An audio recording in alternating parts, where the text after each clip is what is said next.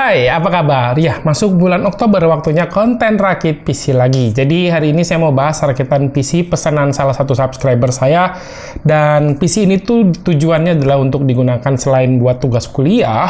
Jadi PC ini tuh bakal dipakai buat main game 2K. Jadi resolusi yang diinginkan adalah gaming dengan resolusi 2K. Jadi di sini part-part yang digunakan bisa dibilang cukup high-end. Dan ini jadi rakitan PC yang termahal yang pernah saya rakit selama ini.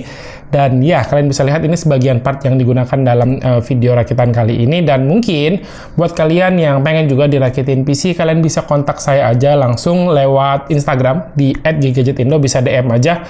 Atau mungkin juga bisa email saya ada di kolom deskripsi di bawah. So, sebelum saya bahas lebih lanjut ya, detail secara part per part yang digunakan dalam rakitan PC kali ini, yuk kita lihat dulu proses rakit PC-nya. Let's go!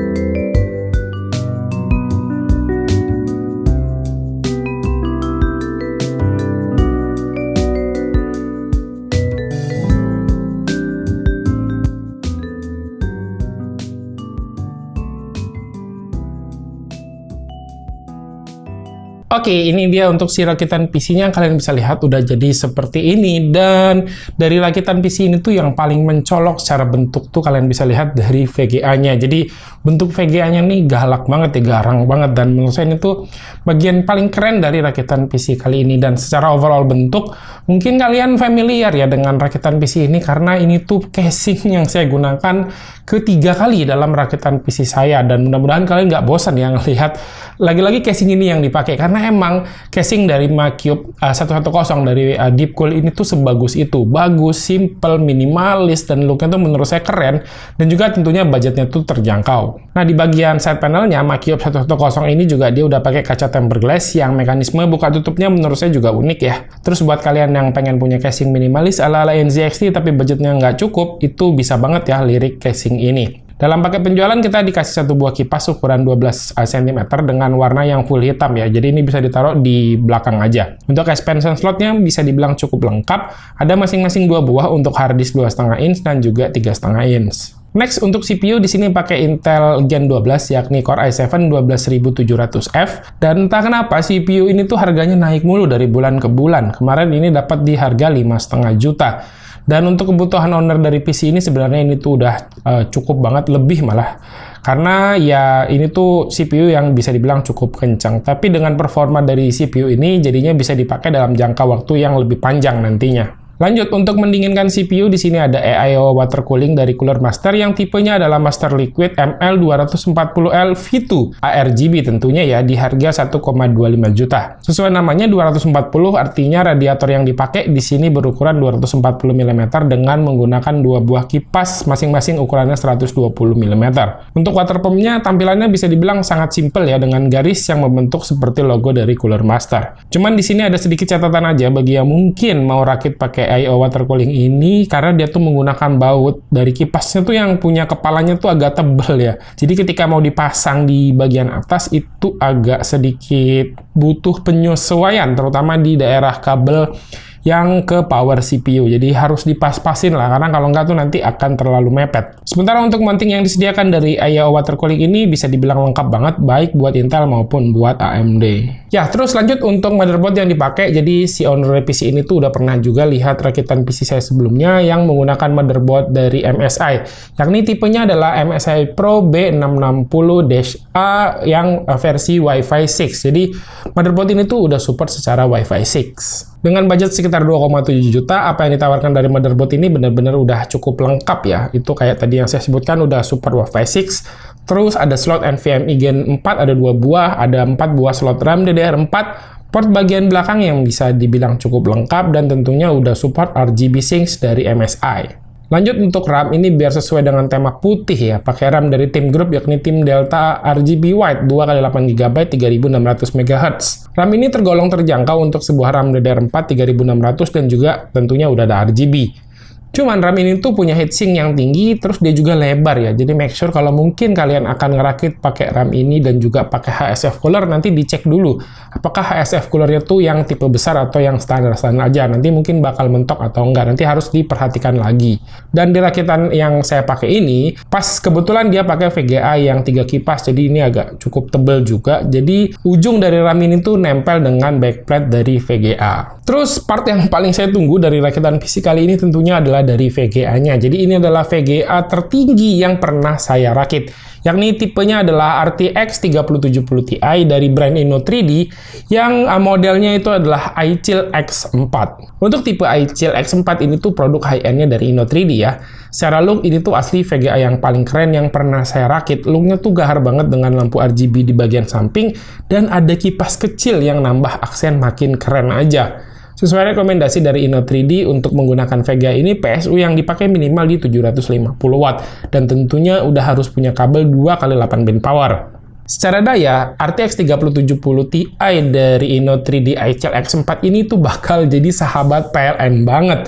Ya, karena power draw-nya ini lumayan gede. Emang tidak dicantumkan di website-nya Inno3D berapakah TDP yang dipakai dari VGA ini, tapi kalau RTX 3070 itu rata-rata ada di sekitar 300 watt. Ya, siap-siap lah ya untuk agak menjadi sahabat PLN. Tapi untuk overall si daya yang dipakai dalam rakitan PC ini nanti bakal saya bahas di belakang. Lanjut untuk penyimpanan, di sini saya pakai 2 buah. Pertama pakai SSD NVMe dari Team Group dengan tipe MP33 yang polos, dengan kapasitas 256GB untuk sistem aja. Dan satu lagi untuk storage NVMe juga dari Team Group juga, tapi tipenya pakai MP33 Pro dengan kapasitas 1TB.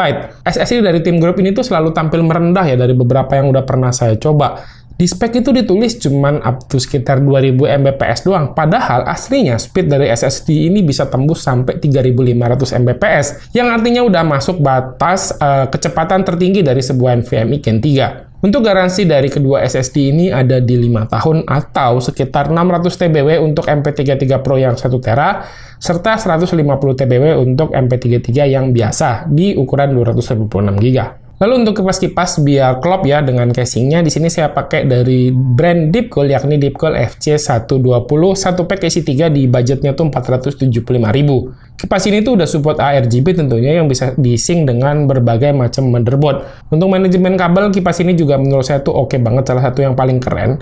Karena untuk konektivitas antar kipas itu cukup dicolokin di badan kipasnya aja, yang jadi pada akhirnya kabel yang keluar dari atau ke bagian belakang PC itu hanya 1 buah aja, yang bikin kabel manajemennya tuh jadi lebih simpel. Sementara untuk RPM-nya ini lumayan ngebut, bisa sampai di 1800 RPM.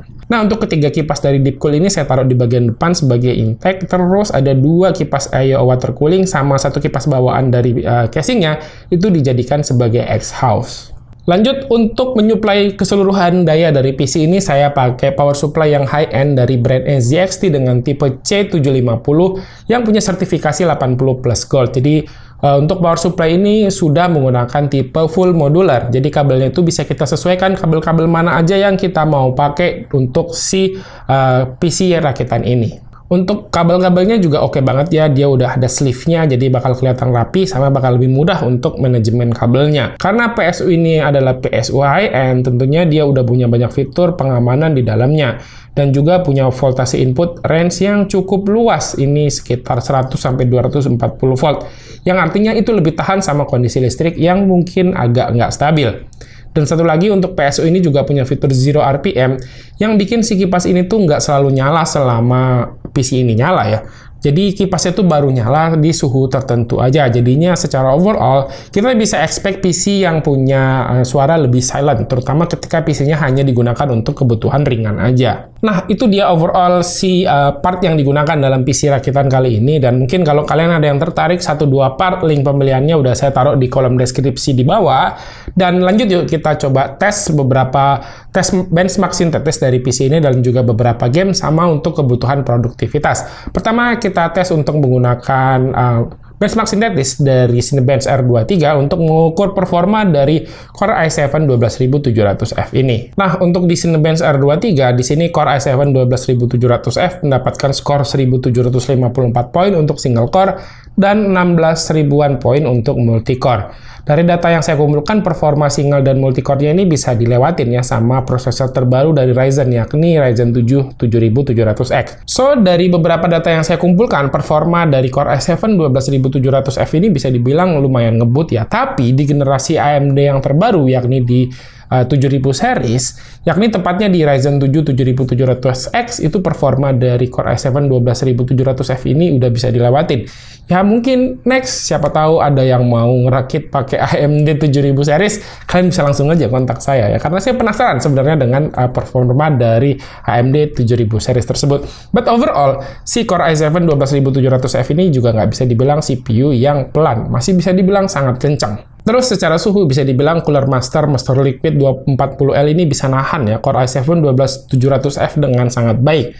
Karena secara suhu itu maksimal tembus di 77 derajat aja. Dan secara rata-rata itu sekitar 46 derajat aja selama proses benchmark di Cinebench R23. Ini artinya tuh oke banget.